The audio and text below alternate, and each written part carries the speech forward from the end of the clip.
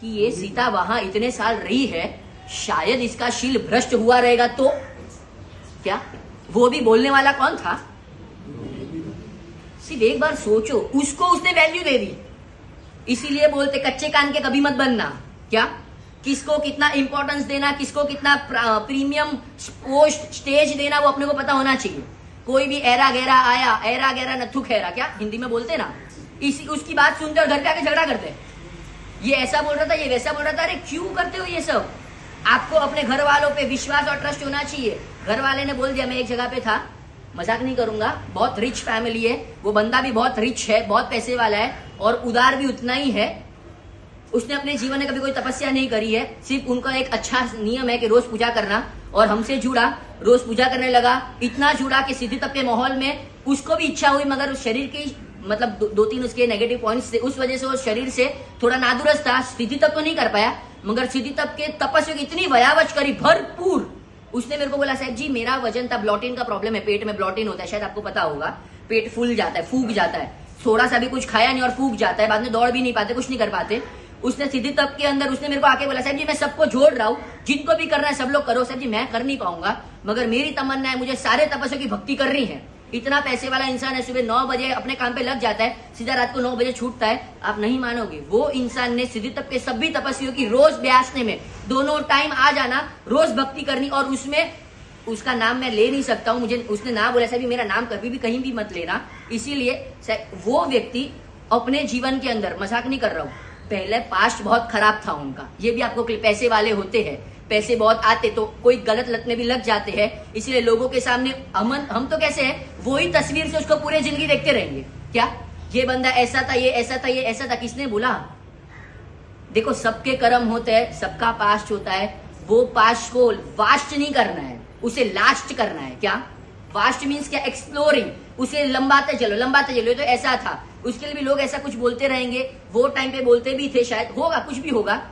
जब उसकी शादी हुई ना, तब उसकी जो सामने वाली लड़की थी, वो लड़की के साथ जब उसका मीटिंग हुआ, उसने लड़की को अलग ले जाके सब कुछ बोल दिया। क्या मेरे जीवन में ये सब दूषण है, ये सब पाप है, मैंने मेरे जीवन में ये सब बहुत सारे गलत काम किए हैं, तुझे मंजूर है तो आ, वरना मत आ।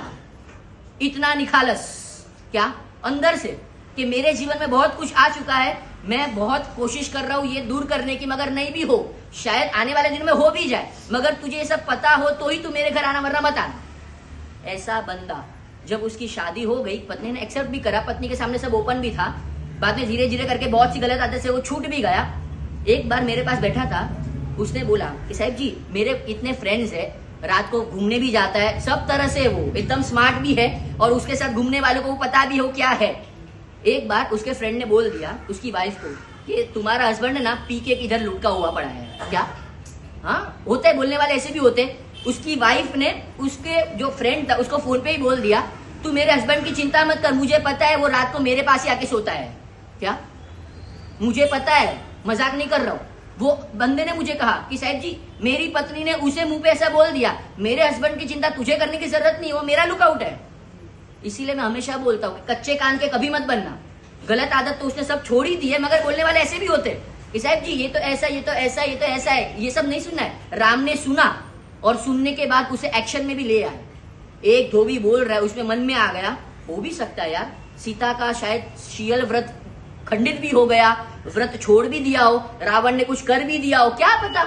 और लास्ट में आप नहीं मानोगे, जो रावण ने सीता के लिए इतना कुछ किया, इतना बड़ा युद्ध किया, उसको लेकर आए, वो ही सीता को एक रथ में बैठाया और रथाकार को, मतलब जो रथ चलाने वाला चैरियटर था, उसको बोल दिया जंगल में जाके उसे छोड़ देना। क्या? जंगल में रथ गया, रुका, सीता ने पूछा क्या हुआ, मुझे क्यों यहाँ लेकर आए? और तब रोते रोते उसने कहा कि महाराजा राम की ये आज्ञा है। क्या? मर्यादा पुरुषोत्तम राम, जिनके आगे ये विशेषण लगता है, वैसे राम ने ये आज्ञा कर दी उनको कि भाई मैं आपको फिर से ले नहीं जा सकता हूं, अब आपको यहाँ आपका जीवन पसार करना है। क्या हालत, कहां से कहां, एक बार तो जंगल, फिर मंगल, फिर जंगल। समझ रहे हो कुछ?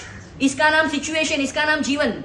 इसीलिए मैं लोगों को खास बोलता हूं, ऐसी तो हर एक सतियों की बातें कभी निकालूंगा अवसर पे, जितनी भी सती बनी है ना अपने जीवन काल में कभी कोई, और उसमें भी सबसे ज्यादा जो मेहरबानी करके, मुझे माफ करना मगर ये मैं खास बोल रहा हूं, एक रिपोर्ट के हिसाब से बोल रहा हूं, जितने भी डिवोर्स केस बढ़ रहे हैं ना, उसमें एक कारण, कैम्ब्रिज यूनिवर्सिटी, शायद आपने नाम सुना होगा, उन्होंने एक सेशन रखा था, उसमें सब बड़े बड़े एडवोकेट्स को बुलाया और ब्रेनस्टॉर्मिंग सेशन हुए, 3 दिन का प्रोग्राम हुआ, उसमें तारण निकाला कि इतने डिवोर्स रेट बढ़ क्यों रहे हैं, उसका कारण निकालो। इंडिया में तो बढ़ रहे, उससे ज्यादा वहां भी बढ़ रहे हैं। इंडिया में हर साल 10% रेट बढ़ रहा है डिवोर्स केसेस के, हर साल।